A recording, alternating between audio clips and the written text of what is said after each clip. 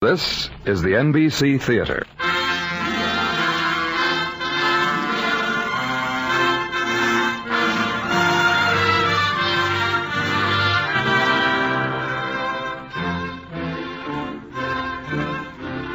From the NBC Theater in Hollywood, we bring you an hour-length dramatization of one of the great midsummer novels, Mark Twain's enchanting story of a very special boy, Huckleberry Finn. Today's radio adaptation is by Ernest Kenoy of NBC, and it begins as follows. Persons attempting to find a motive in this narrative will be prosecuted. Persons attempting to find a moral in it will be banished. Persons attempting to find a plot in it will be shot. By order of the author.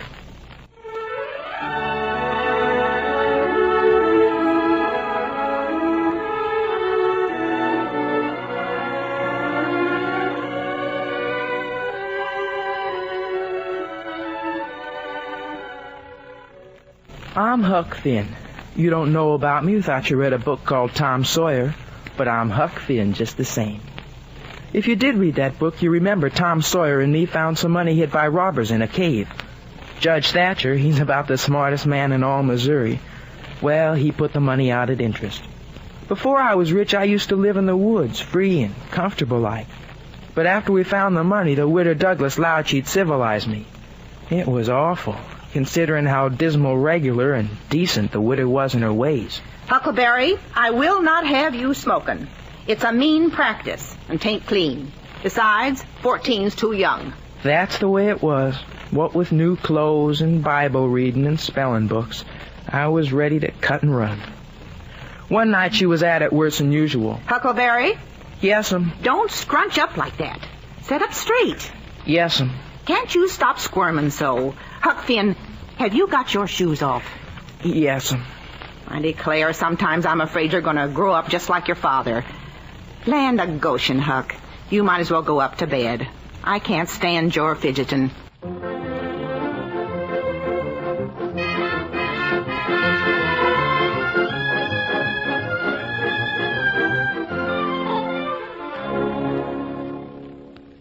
I sat by the window in my room just staring.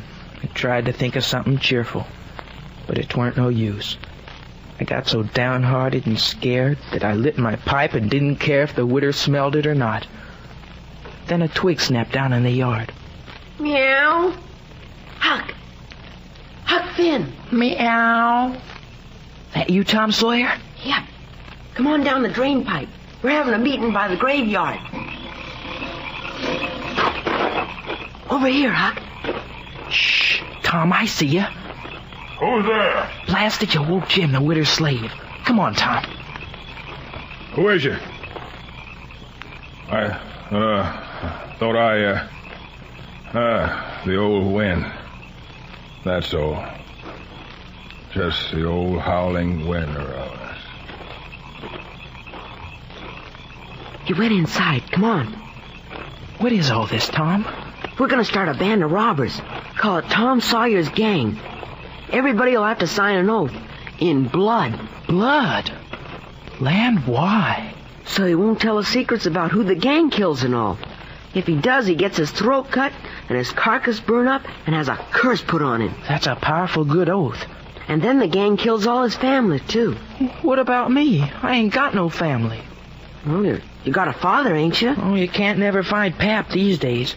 He used to lay drunk with the hawks in the tanyard, but he ain't been seen for a year. Wait a minute. You could have the widow Douglas to kill. I reckon that'd do. She's most family.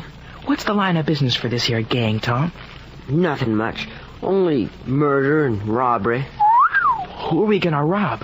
Houses and cattle and things? Not us. Stealing cattle and such ain't robbery. What is it? Burglary. And we ain't burglars. No?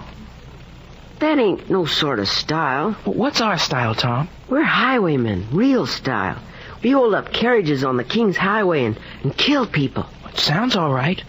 Who do you figure on highwaying first? I got secret news from my spies that a whole parcel of Spanish merchants and rich Arabs with 200 elephants and 600 camels... Elephants and camels? Ooh, I'd sure like to see them. You'll be seeing them all right, Huck. We're going to lie in an ambuscade. What's an ambuscade? Oh, it's in the books. That's where the highwaymen always lie. Is it like a swamp? I reckon it's like a swamp. I don't fancy lying in any swamp, Tom. Blame it all, Huck. We've got to do it.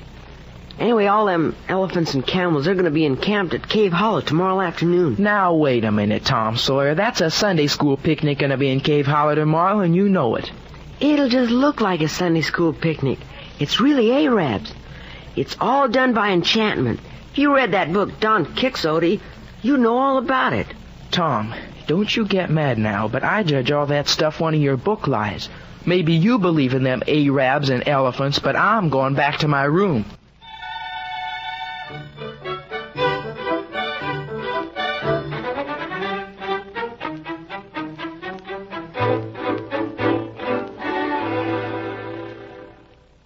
New clothes, huh? Pap! How'd you get in my room? You think you're a big bug, don't you? Maybe. Don't give me no lip. I'll take you down a peg before I'm through. Getting educated, ain't you? Read and write, too. Well, answer. Yeah. Well, who told you could meddle with that foolishness, huh? Who told you? The widow, she told Oh, me. the widow, huh? Well, I'll learn her to meddle. Lucky now you dropped that school, you hear? You're putting on airs, letting out to be better than your father. You hear, Huck? Yes, Pap. Ain't the man to stand it.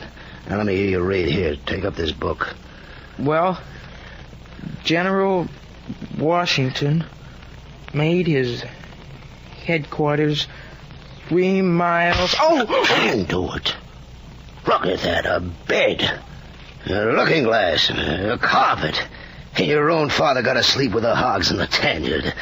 They say you're rich, got money. Have you, huh? I ain't got it. Oh. A lie. Judge Thatcher's got it, and you're going to get it for your old father. I'll take it to law. Now, come on with me. But the widow, she... You were coming when your pap says so? Are you? Huh? Yes, Pap.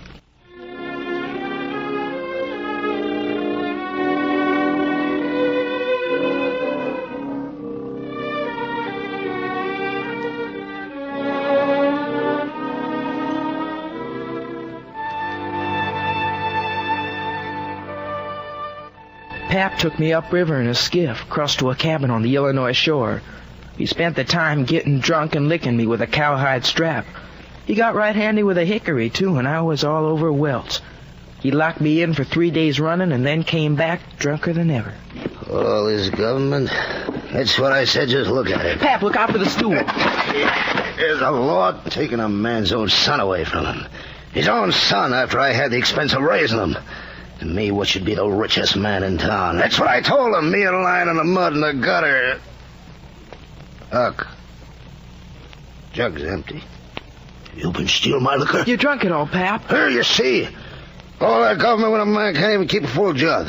You stay here, boy, you hear? I'm going to town for whiskey, and I'm cutting a 3-inch hickory on the way back. I'll learn a boy to say he's better than his pap. When I get back, I'm going to see what color your backbone is. You hear?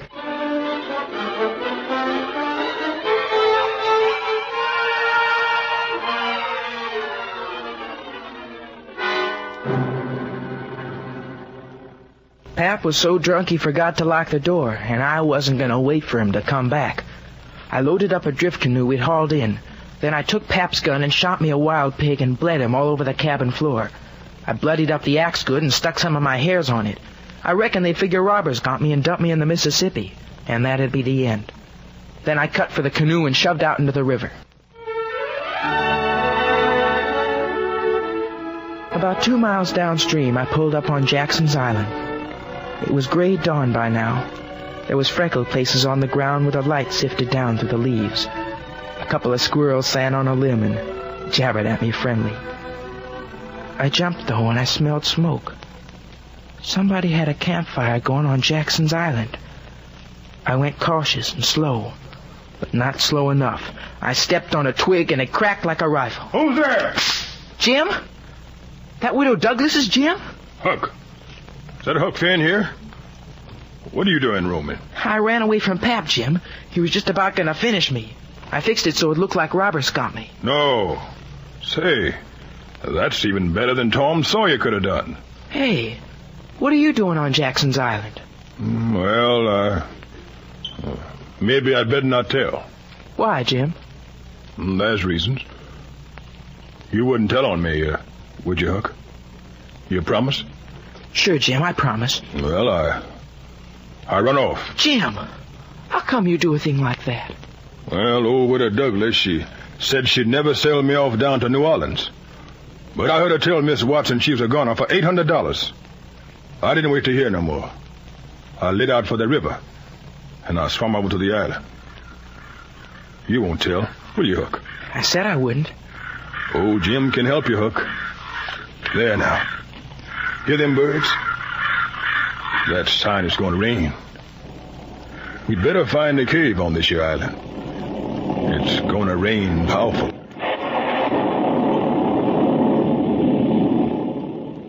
Pretty soon it began to rain fearful, so the birds was right.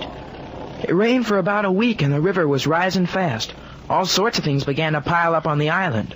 We fished out a big piece of raft we figured we could use. Once even a house came sailing down and grounded on a snag. Jim looked inside and came out with some old clothes he found. I put on a calico gown and a sunbonnet and vowed I'd paddle over to the Illinois shore and find out what was up.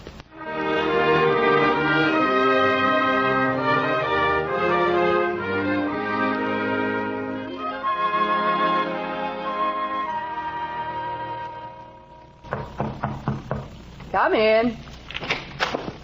Howdy, ma'am. I don't want to disturb your knitting none. Why, that's all right, little girl. And what might your name be? Sarah Williams from Hookerville, ma'am. I'm going to my uncle in Goshen. Well, that's a considerable way. You'd better stay here and rest a while. Take off your bonnet. Oh, no. I reckon I'll be going on soon. I ain't afeard of the dark. Though I do hear there was a murder near here. That's right. A boy named Huck Finn. Ain't that a shame? Lands, it's horror. They do say he was a wild good-for-nothing. A hard lot, that Finn boy. I allow there's a lot worse, ma'am. If there is, his father must be one of them. It's rumored about that the father's the one who killed him. No, is that so? Old Finn come near to getting lynched, but no one could find him. But now folks judge it was done by a runaway slave named Jim. But he... There's a $300 reward. My husband's going to look for him as soon as he gets back from town. Somebody saw smoke on Jackson's Island. Jackson's? Here, honey. Wind this yarn around your hands like a good girl. Yes, ma'am. Yeah. Your husband's going over to the island? He went up the river to borrow another gun. What'd you say your name was, honey? Mary Williams. Thought you said Sarah when you come in. Oh, yes, I did. It's Sarah Mary Williams. So that's the way of it. Sarah, catch this yarn in your lap. There. Got it. Come now, what's your real name? What, Mum? Is it Bill or Tom or Bob or what? Oh, please don't poke fun at a poor little girl. Now you sit down. I ain't going to hurt you. Now, just tell me your secret, son. I'll keep it. I expect you're a runaway apprentice. Now, tell me about it. Oh, yes, ma'am. I run off from the farmer I was bound to. They beat me something awful. I've been traveling 3 days. You're a farm boy, eh? That's right. Quick, when a cow gets up, which end gets up first? Hind end, Mum. A horse? Forward end. Which side of the tree does the moss grow on? Fast now. North side. If 15 cows is browsing on a hillside, how many east with their heads pointed the same way? The whole 15, Mum. Country boy, all right. Now, what's your real name? George Peters, ma'am. Well, remember it, George.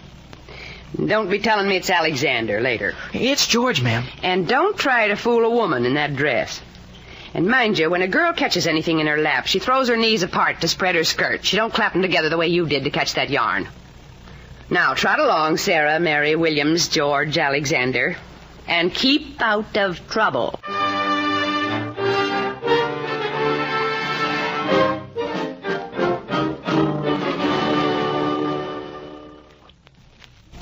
Jim! Jim! Here I am, Huck. In the bushes.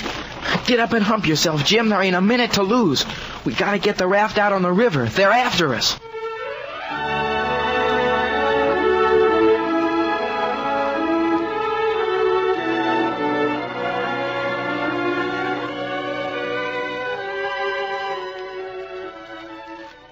That night we run between 7-8 miles. It was kind of solemn drifting down the big, still river. We'd tie up days and lay low and cut loose after dark. The 5th night we passed St. Louis, and it was like the whole world lit up. While we drifted, I told Jim stories I'd read at the widow's about kings and dukes and such. Huck, I reckon kings must be powerful rich. Oh, they're rich, Jim. Crawling rich. How much do they get? Get? Why, they get $1,000 a month if they want it. Ain't that gay? And what do they do, Huck? Nothing. They just sit around. Except maybe when there's a war. And sometimes they fuss with the parliament and whack off a few heads. But mostly kings just sit around. Huckleberry Finn, I wish I were a king. You can't be. You ain't smart enough. To be a king, you gotta be like Solomon. King Solomon, they say he was the wisest man that ever lived. I don't take no stock in that. Well, he was the wisest man. The widow told me your own self. He weren't neither. Does you know about the child that he was going to chop into? Sure.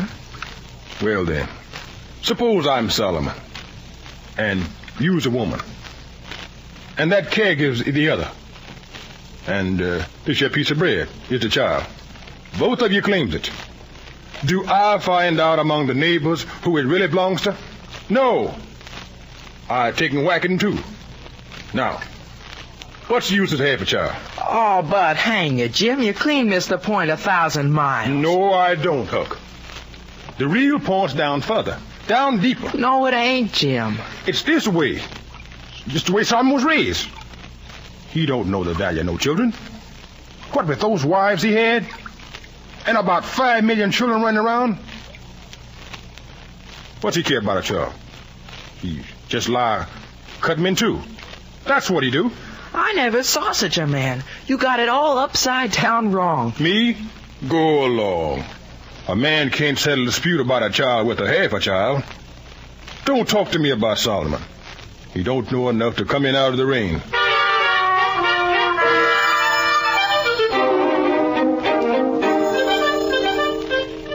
So we floated along, arguing pleasant-like. We figured 3 nights more would fetch to Cairo, and then we could take a steamboat up to the Free States and be out of trouble. Look sharp, Huck. 'Cause if we miss Cairo, I'm in a slave country again. And no more show of freedom.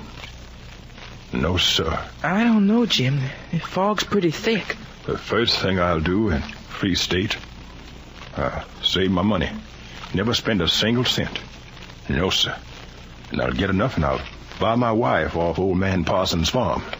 And I'll buy my children free. When we get to Cairo, I'm going to be free. Listening to Jim, I began to get all feverish with bad conscience. Because I began to think he's most free and me to blame for it.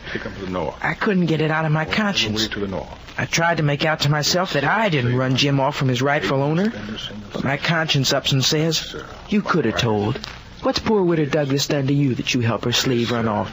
She never done you no harm. And I'll steal my 2 children free off with me to the north. You hear that talk, Huck Finn? This is what comes of your not thinking.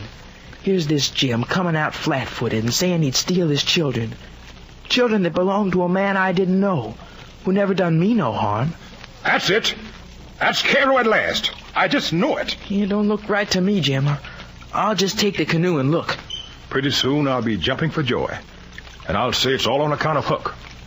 I was a free man. And Huck done it. Jim won't ever forget it. No, sir. You're the best friend Jim ever had. The only friend Jim's got now.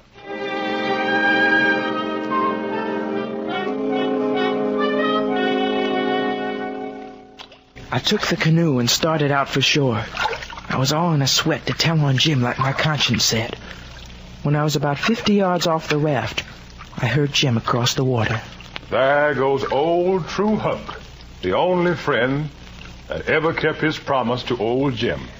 I felt real sick, but I says I gotta do it. I can't get out of it. And I paddled over to shore. There was a fella standing on the bank with a gun. You belong on that raft, boy? Yes, sir. Any men on it? Only one, sir. Well, there's 5 slaves run off last night from upriver. Your man white or black? Well, boy, white or black? He's white. I reckon I'll go out and see for myself. I wish you would, mister. It's Pap, and he's mighty sick. Uncle John already died from it. Pap's got he's all over spots. What? Listen, boy, you got smallpox on that raft? You get that canoe back in the middle of the river here. Don't you go land a smallpox in these parts, and I'll get.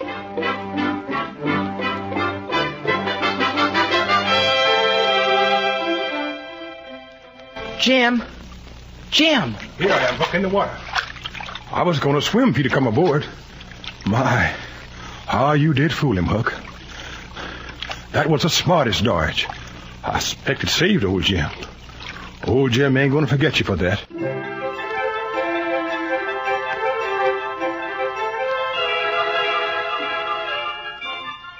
We run downriver the rest of the night.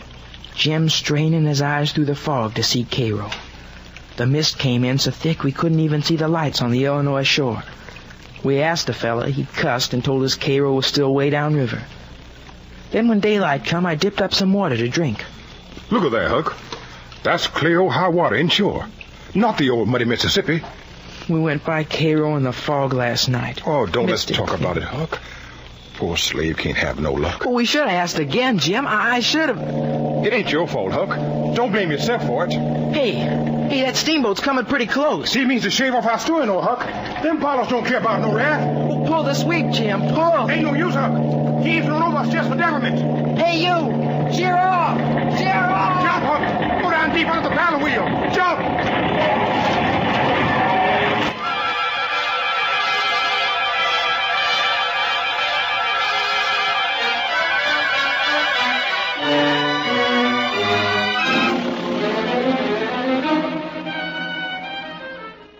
Talk about bad luck.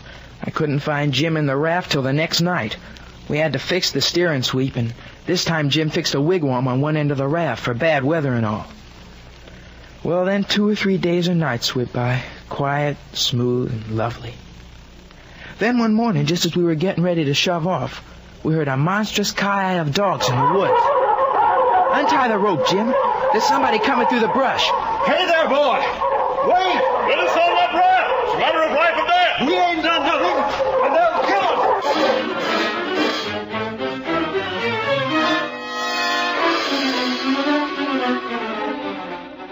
Phew. Oh, young man, you saved our lives. I'm sure this gentleman is as grateful as I. Don't you know each other? Never had the pleasure. We met on the footpath outside town. That's quite a stride you had, old-timer. How come you was a-running? Well, I was conducting a little temperance revival. As much as $5 or $6 a night when one of the faithful found me chummy with a jug. I had the tar boiling and the rail out, so I didn't wait for breakfast. And you, my friend? Well, sir, I've been selling an article to take the tartar off teeth. It does take it off, too. And the enamel with it. I stayed about 1 night longer than I ought to have. Old man, I reckon we ought to double team it. Sounds right to me. What's your line, mostly? Journeyman printer by trade. That ain't what they run you out of town for. We wasn't run out, boy. We made a rapid exit. What else do you do, friend, aside from printing? Well, I do a little in the patent medicine way. Theater actor. Tragedy, you know. Is that a fact? Take a turn to mesmerism and phrenology, too, when there's a chance. Teach singing, geography school sometimes for change. Sling a lecture sometimes. Do lots of things. Just so it ain't work. What's your line? Well, I'm a man of science. Done considerable in the doctrine way in my time. Laying on of hands is my best holt. I can tell a fortune fine, too, when I got somebody along to find out the facts for me. Preaching's a good dodge, too, working camp meetings, missionary rounds. That sounds all right to me. Yes, sir, old man, I reckon we ought to double team. Well, I've been looking for a partner, it's a fact. Look, I hate to butt in here, but I figure as you're riding our raft, maybe one of you'd man the sweep for a while. The sweep? Oh, the sweep. That's right. We take turns. I see. Alas, what are you laughing about? to think that I should be leading such a life. Sounds like a pretty good life to me. To think that I should be degraded down to such company. Well, ain't this company good enough for you? Oh, I reckon it's as good as I deserve.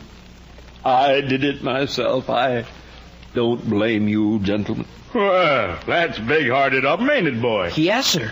He looks powerful sad, Huck. The world is a brutal place, and it'll go on without me. Someday I'll lie down and forget it all. And my poor broken heart will rest. Well, drat your poor broken heart. Alas. What are you heaving your poor broken heart at us for? We ain't done nothing. No, I know you haven't. I brought myself down. It's right that I should suffer. Where was you brought down from? Oh, you would not believe me. The world never believes. Let it pass. 'Tis no matter. The secret of my birth. What? Gentlemen, I have confidence in you. By rights, I am a duke. No, you can't mean it. I am the rightful Duke of Bridgewater, and here I am, torn from my estate by a usurper, despised by the world, degraded to the companionship of felons on a raft. There, now, don't cry. Well, I'll be. It would make me a trifle happier if you called me Your Grace. Or even Bridgewater, that's my title, you know. And of course, gentlemen, I cannot do any manual labor. Well, I guess you can't stand watch then, your lordship. The other one will have Look to. here, Bilgewater. Bridgewater. I'm a nation sorry for you, but you ain't the only one been snaked wrongfully out of a high place. I, too, have a secret in my birth. Now, look at that, Huck. Bilgewater, can I trust you? To the bitter death. Well, I am the late Dauphin. The what? The disappeared Dauphin, Louis XVII, son of Louis XVI and Marie Antoinette, the rightful King of France. At your age? And I would consider it a kindness if you would address me as Your Majesty. And naturally, that is, of course, I cannot stoop to menial labor. Well, that's too much. I won't swallow that. No, sir. See, boy, the Duke is jealous. I sure wish Tom Sawyer were here. King. Him, the disappeared King of France. Ha! Bilgewater, I'll tell you something. Like as not, we got to be together a blamed long time on this here raft. So what's the use of being sour? Well, I don't mind a small lie, not a bit, but this... Tain't my fault I was born a king instead of a duke. Tain't your fault you was born duke instead of a king. What's the use to worry? Make the best of things the way you find them. That's my motto. Now, come on. Give us your hand, Duke, and let's all be friends. Well, I reckon that's the way it'll have to be. Gory, Huck. Ain't it grand to have honest-to-goodness royalty on the raft?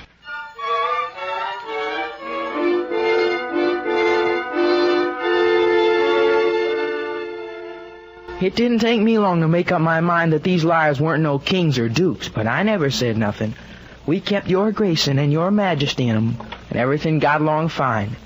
I told him Jim was my property, and I was taking him down to my Uncle Ben's place below New Orleans. You sure he ain't a runaway slave? Would a runaway run south? Well, and how come you travel at night? Well, folks kept trying to get Jim away from us, saying he was a fugitive. They don't bother us none at night. We'll figure something out about that. And speaking of figuring, my dear Duke, it's time we laid out a campaign. Well, just by chance, my dear Dauphin, I have here in my carpetbag several playbills left over from my last engagement in Drury Lane Theatre, London. You mean theater acting? Have you ever trod the boards, royalty? No. You shall, fallen grandeur. The first good town we come to, we'll hire a hall and do Romeo and Juliet. Well, it's all right with me if it pays, Bilgewater. I don't know much about play acting, though. I was too small when Pap used to have him at the palace in France. Well, don't worry. I'll learn you. I'll be Romeo, and you'll be his pretty sweetheart, Juliet. Now, wait a minute. Juliet's a young girl, Duke. Ain't my peeled dome and white whiskers going to look uncommon odd on her? Don't worry. These country jakes won't ever think of it.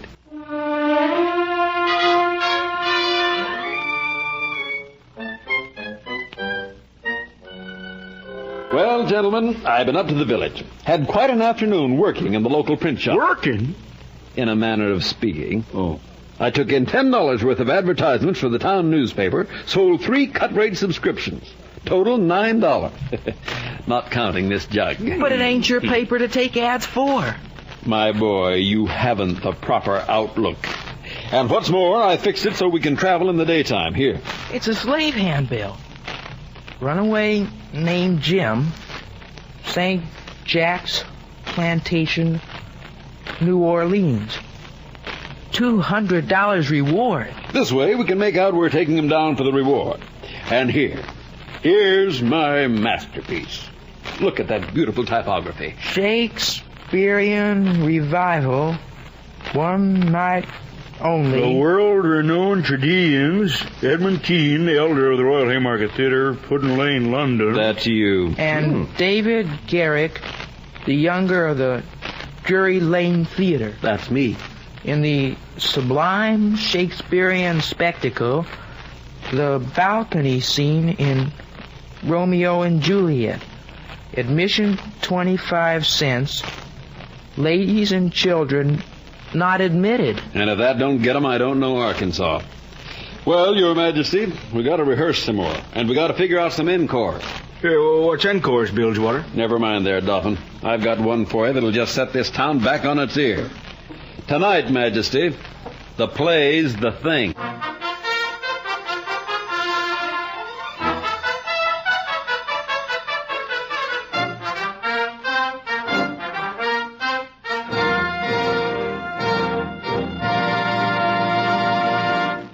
From Hollywood, the NBC Theater is bringing you a dramatization of Huckleberry Finn by Mark Twain. We will resume with Act Two after a brief pause for station identification.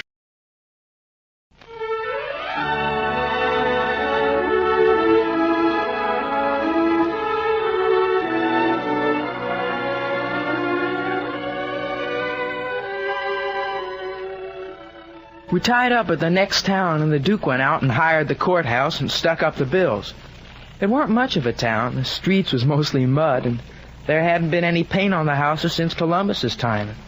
The men stood around leaning on something and whittling. They spent most of their time borrowing tobacco like this. Give me a chaw of tobacco, Hank.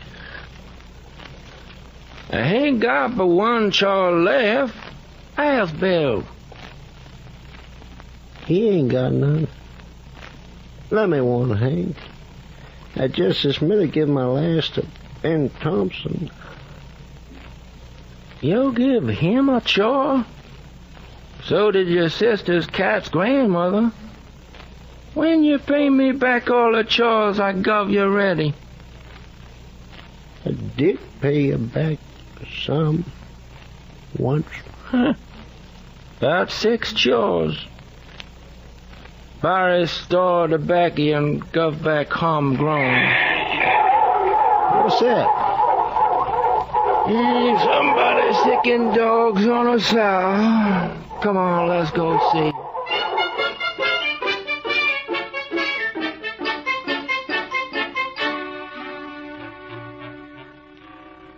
Well, that's the way life went in that town. Turned out there was a circus that day, and along about noon there was quite a crowd, and somebody sets up a holler. Hey, here comes old Boggs in from the country for his monthly drunk. Here it comes, boys! Wonder who's he gonna chaw up this time? Well, he never hurts nobody. He's the best naturedest fool in Arkansas, drunk or sober.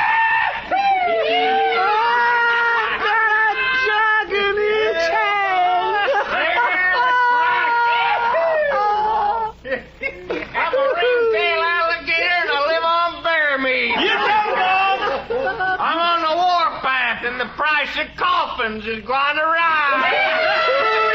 First time, boys. I'm going to lay you all out one at a time. But I'm going to get me Colonel Shep one first. Get him, boys. Come on out of here, Colonel. Come on out and meet the man you swindled. Hey, Colonel, come on out, boys. Hey, where's that sheriff one? Come on, Sheriff, you're the hand I'm after. I'm going to have you, too. Where is that julep-swigging old goat? He's a skunk, and he done robbed me, y'all hear? And I'm going to fix him. It's the Colonel. There he is. I'm going to fix him, Kurt. I'm tired of this. I warned you last week not to open your mouth against me. Get him, Boggs. Come on. Well, I don't care. I'm a mean, tough grizzly, and I aim to... Boggs! Stand back! Wait a minute, Colonel. Colonel, you ain't gonna shoot me. Hey. He killed him. Old Boggs never done no harm. He's mine. He ought to get sharp on. The idea of your lynching anybody. The idea of your thinking you had pluck enough to lynch a man. If any real lynching's going to be done, it'll be done in proper Southern fashion. You'll come at night and bring your masks and plenty of liquor for quick courage. Now get out before I let go with this shotgun.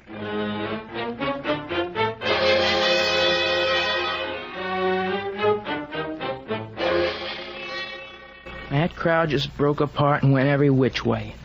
And the colonel, he just shouldered his shotgun and marched away. Later on, I see two little children playing Boggs and the colonel and shooting each other down.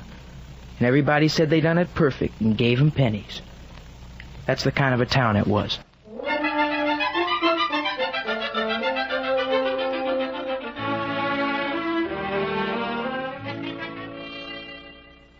That night we had our show. They finished Romeo and the Duke made an announcement. And now for an encore, Mr. Keene will perform the soliloquy from Hamlet.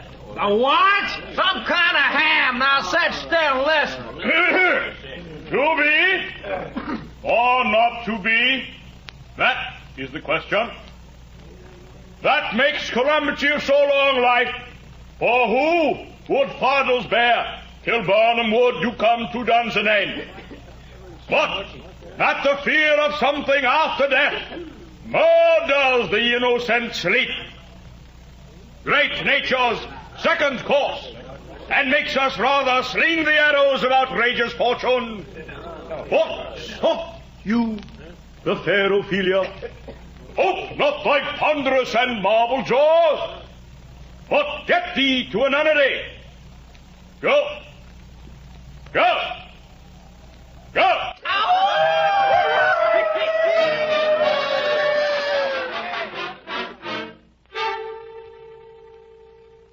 27, 28.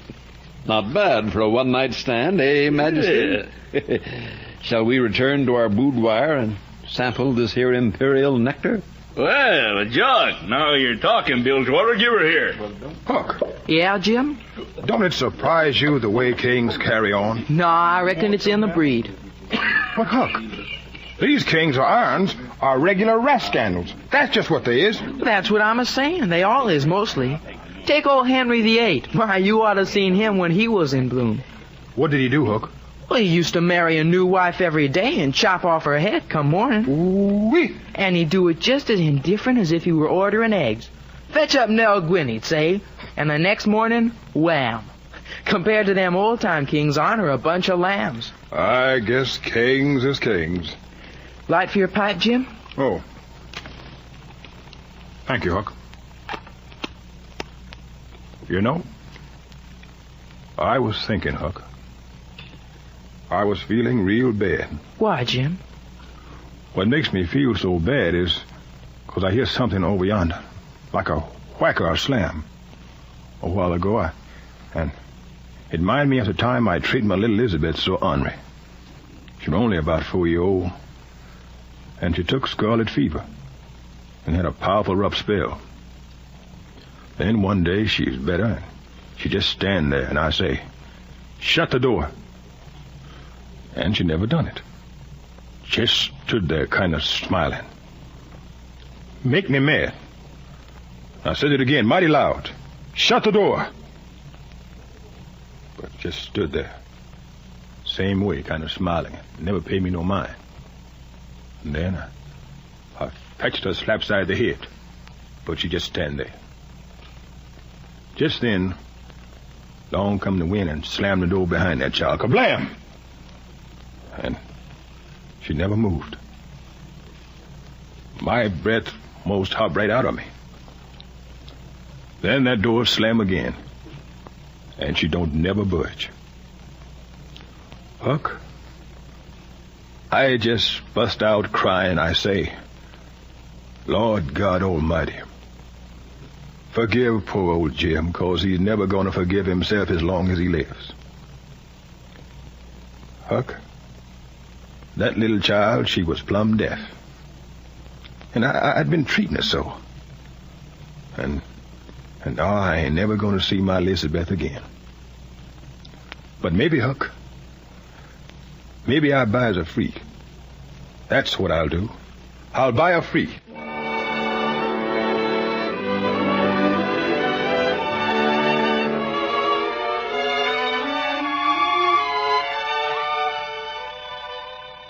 We was down south now. We began to come on trees with Spanish moss hanging down, like long gray beards. The king and the duke were plumb out of money again. Finally, one town they tried selling fortunes, but they near got tarred and feathered. Next town after, they sent me up to buy a jug. And when I got back, there weren't nobody on the raft. Jim, the king, or the duke. You looking for somebody, Sonny? Yeah, mister. You seen a slave somewhere abouts? Big fella. Well, sir, they caught him a runaway. No. A runaway? Yeah, down to Silas Phelps' place. They're holding him for the reward. You looking for him? Nobody got hurt, did they? I mean, when they caught him. No. And there's $200 reward for him.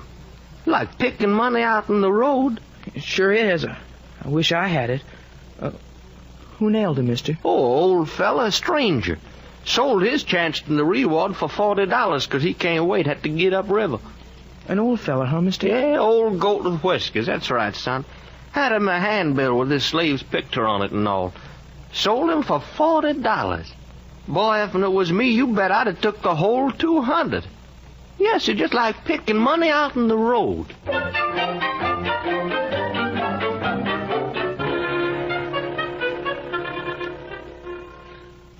I sat there watching the river and thinking till I wore my head sore. After all this long journey, them scoundrels had the heart to make Jim a slave again. And all for $40 dirty. I thought maybe I should write the widow where Jim was so we could be with friends anyway. And then I thought it'd get around that Huck Finn helped the slave get his freedom. And I couldn't stand that. Then I got to thinking about our trip downriver. And Jim saying I was the only friend he had left in the world. I figured I might as well be good and wicked. And for a starter, I'd steal Jim out of slavery again.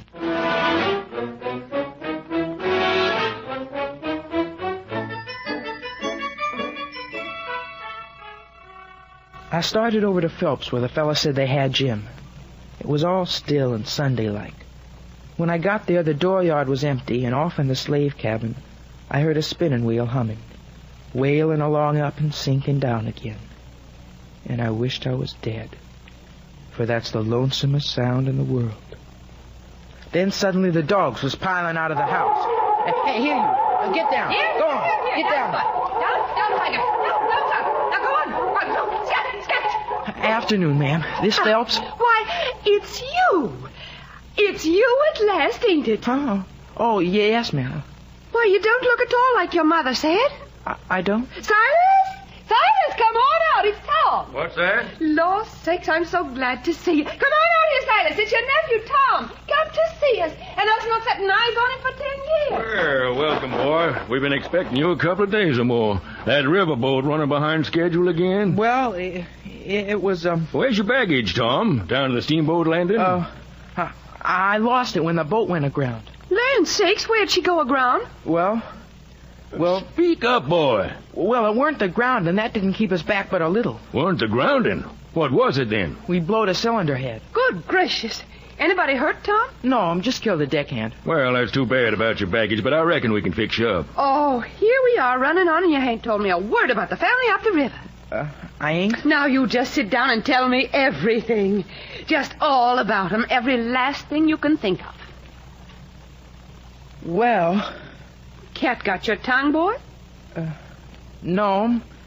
Why, son, you're standing like you don't know your own name. Well, Well, from what I heard, I never thought I'd see the day I'd hear stuttering and lollygagging from Tom Sawyer.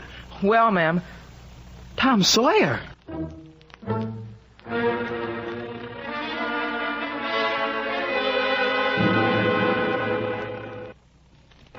By giants, I almost slumped through the floor. That's who they took me for. I told her more about my family, the Sawyer family, than could have happened in a million years. Then I says to myself, suppose the real Tom comes down on the steamboat and sings out my name before I can throw him a wink to keep quiet. I was all in a sweat, so I told the folks I had to go into town to mail a letter. And there, coming up from the wharf, sure enough, I met Tom. Huck, I never done you no harm. What'd you want to come back and haunt me for? I ain't come back. I ain't been gone. Honest Injun, you ain't a ghost? Honest Injun. Well, looky here. Weren't you even murdered at all? Nah, I played on it. Now, weren't that a grand adventure? Yes, sirree. What are you doing down here, Huck?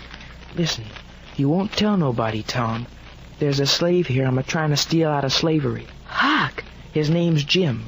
Old Widow Douglas's Jim. What? Why, Jim is... I know what you'll say. It's dirty, low-down business, but I don't care. I'm low down, and all I want you to do is not let on. Will you, Tom? Huck, I'll help you steal him. No.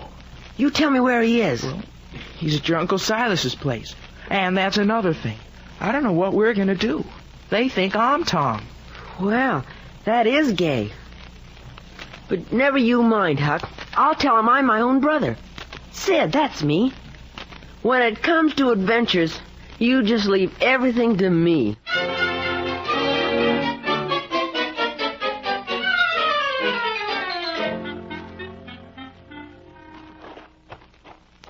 Looky here, Huck. I'll bet I know where Jim is. No, where? In that little hut down by the ash hopper. Didn't you see that slave woman going in with the victuals? Well, suppose it was for a dog. Part of it was watermelon. You never saw no dog eating watermelon. No, sir. That's where Jim is. And we deduced it real detective style. Tommy, if I had a head like yourn, I wouldn't trade it off to be a duke, nor mate of a steamboat, nor clown in a circus. It's nothing. Just observation. The trained eye.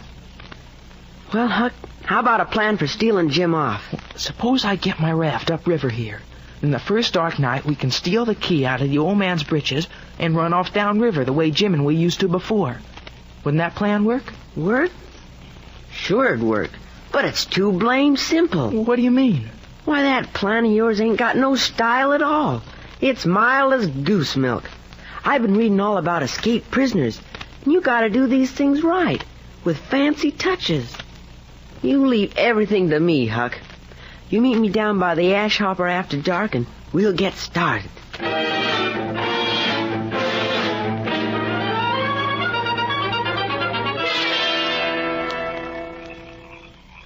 Huck? Huck? I'm right here, Tom. Look at that old cabin, will you? A fortress, waiting to be stormed. Too bad there's no moat. Looks like a rickety old shed to me. Hey, that window's only got one board nailed across. That's big enough for Jim to crawl out of. I should hope we could find a more complicated way than that. We'll have to dig him out. What? Tom Sawyer, are you crazy? You could pull the board off in that window with one hand. If that ain't just like you, Huck Finn. Ain't you never read no books at all? Who ever heard of getting a prisoner loose in an old matey way like that? All right, Tom. Now, don't take on. We dig him out. You know, there ought to be a watchman to drug. And a saw to cut off Jim's chain. Tom, you know right well that chain's only around the bedpost, and all we gotta do is lift the bed. No, we gotta do it right. Saw the bed. Swallow the sawdust so no one can tell. And when you're ready, one kick and off you go. But he'll need a rope ladder, Huck. Oh, Tom, how you talk. What in nation would he do with a rope ladder? Well, I ain't figured that out yet. But he's got to have one. It's in all the books.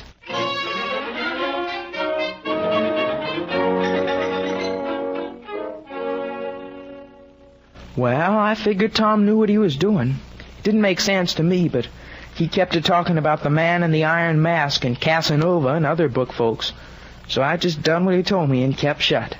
He gave me a list of stuff to get. Well, I called it borrowing, 'cause that's what Pap called it. But Tom said it weren't borrowing, it was stealing. Don't you know, Huck, that all state political prisoners steal the stuff to escape with? But Jim ain't no political prisoner. He's nothing but a runaway slave. You hush up, Huck. We gotta get this stuff into Jim. I'll just rip the board off in that window. Hold on. Didn't I say we gotta dig in? It's regulation. Well, all right, if you say so. Get your case knife out, Huck, and start. Case knife? Since when ain't a pick and shovel good enough to dig out a runaway slave? There ain't no other way I read but of case knives, and we gotta do it that way. It may take years and years. Years? Sure. Why, one of them prisoners in the Shadow Deep in Marcel's, why, it took him 38 years to escape. And he come out in China. But Jim don't know anybody in China. Neither did the other fella.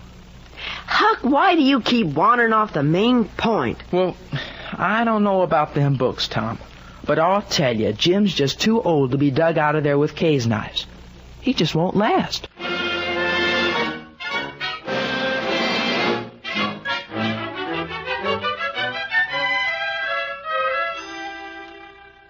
I finally talked Tom into using picks, but he said he let on it was case knives to keep the whole thing regular with the rules. In the meantime, old man Phelps wrote to the plantation down in New Orleans that Jim was supposed to have come off from. Of course, there weren't none. Then he began to talk about advertising Jim in the papers, and my blood run cold. Finally, I got Tom to agree to finish out the plan that night. But Tom, he added one more fancy touch. He wrote an anonymous letter to Uncle Silas warning him someone was trying to run Jim off. So when we come to get the captive loose, blamed if we didn't get the warmest reception I ever see. There they go! Tom Sawyer, you and your anonymous letters. Ain't it glorious? Keep down under the bush. Where's Jim? I'm right here, Huck. Come on, we gotta cut for the river. Ready, Huck? I don't like them shotguns. Let's go. There they go! They broke for the river!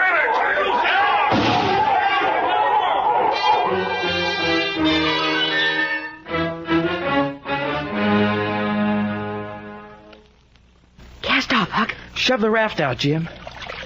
There we go. Yes, sir. Ooh-wee. You're a free man again, Jim. And it was a mighty good plan, Huck. I bet nobody could get up a plan what's more mixed up. Ain't that right, Tom? Hey, what's the matter, Tom? You hurt, honey? Nothing much. I only got a bullet in my leg. Well, here. Let me see. We gotta stop this bleeding, Huck. We done it.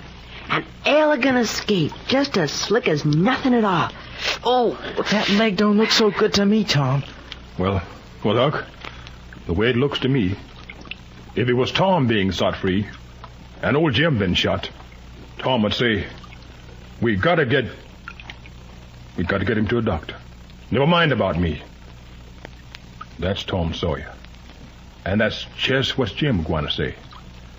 If I gotta be a slave the rest of my life, we're going to get Tom to a doctor.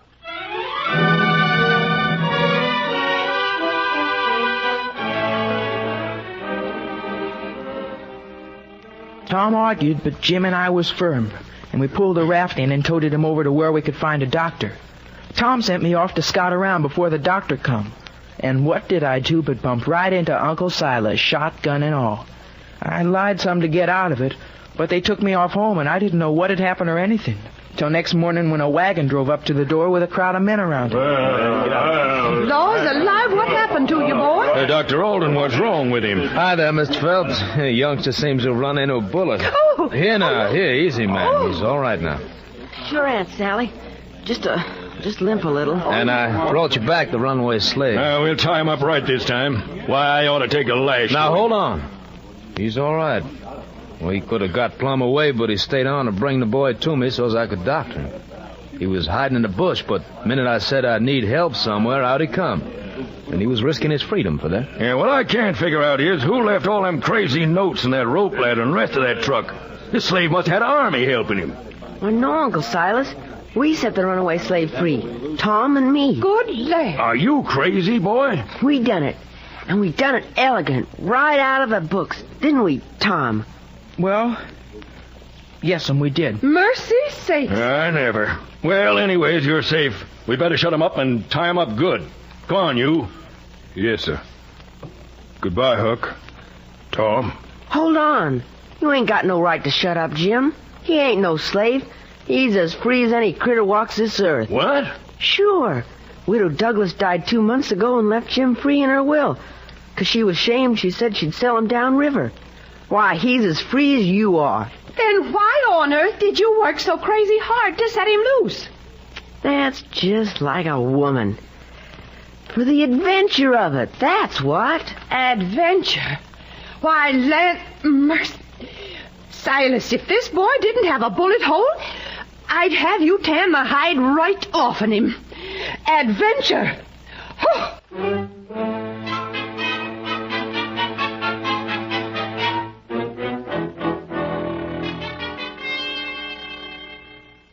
Well, there it was, and pretty soon we had to own up that Tom was really Tom, and I was Huck Finn. And you should have seen Aunt Sally then. Lands. Tom was for the three of us sneaking out to Indian territory to have some howling adventures. I don't know, Tom. It don't sound so good to me. I ain't got the money to buy the outfit. I figure Pap's drunk it all up by now anyways. No, Huck. He ain't coming back no more. What do you mean, Jim? You remember that house was floating down the river, and there was a man handy covered up, and I didn't let you in? Well, Huck, the dead man in that house, that was your pa.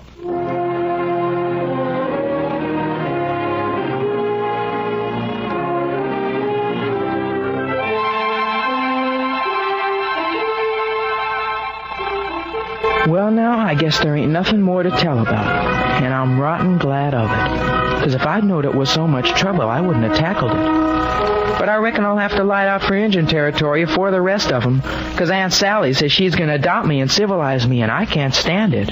I've been there before.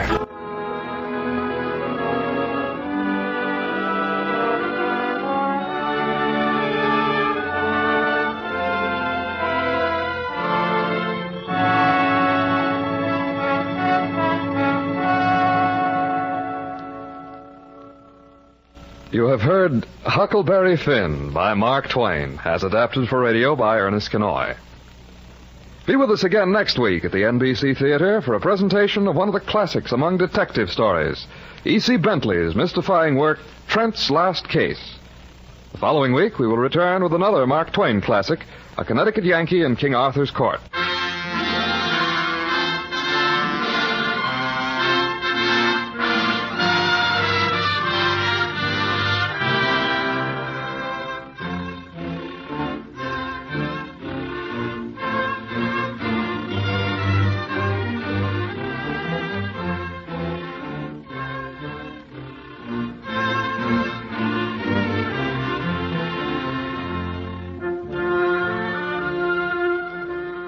In today's cast, Jerry Farber was Huck, Noreen Gamil was the widow, Henry Blair was Tom, Felix Nelson was Jim, Lou Krugman was Pap, Parley Bear was Duke, Jack Crucian was King, Larry Dobkin was Boggs, Frank Gerstle was Sherburne, Georgia Backus was Sally, Charles Seal was Silas, and Anthony Barrett was Alden. Your announcer, Don Stanley. The NBC Theater is produced by Wade Arnold. The director of the NBC Theater is Andrew C. Love.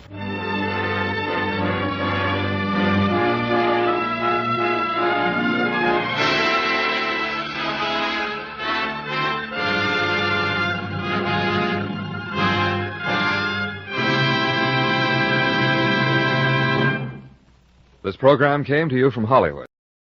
This is NBC, the national broadcasting company.